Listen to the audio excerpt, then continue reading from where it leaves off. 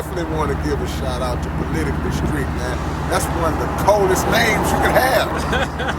Because we out here in these streets, but these politics is trickling down, so it's all intertwined, man. So we got to figure out how to work it the way we work. So shout out to Politically Street. No, it's good, man. Good to see you, man.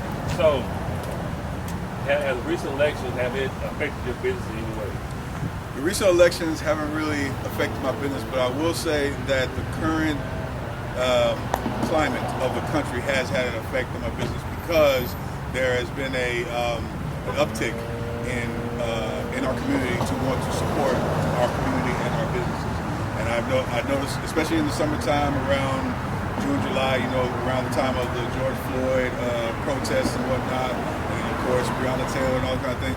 And when people were really adamant about supporting black businesses, I noticed a real big uptick. Now the presidential election, I haven't seen much sway one way or another because at the end of the day, whoever is president, I'm going to have to get out here and hustle. It's just a matter. Richard Hayes. Nice to meet you, Richard. I'm Robin Anderson. Nice to meet you. All right. So how long have you been actually in the voting process? Well, Robin, I would say about 50 years. 50 years. Yeah. So what's the difference between 50 years and to now? You can think back that far. I think the politics in general is now full contact politics.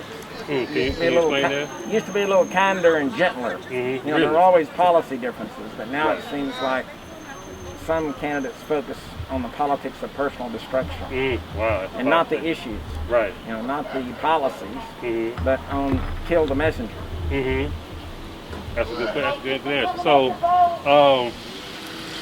right now there's been I guess a quote unquote a divide between, I guess, liberals and conservatives. So from now to 50 years ago, was it more so focused on that? I know I asked that question before, but so what is it that's making that divide, you think it is?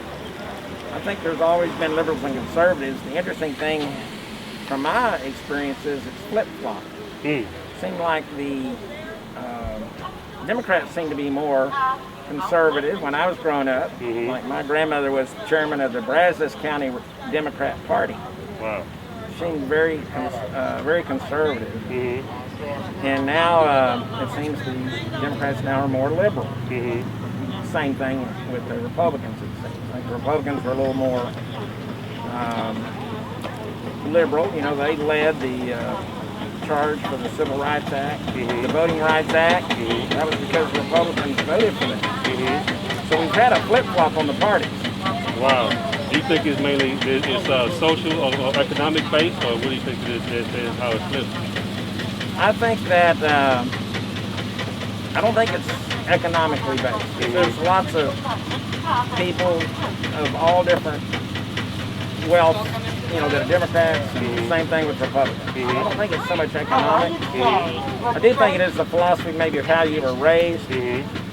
I think we came from a very modest family, but we were taught that you don't make out of life what you make it. Okay. All right, so what's your name?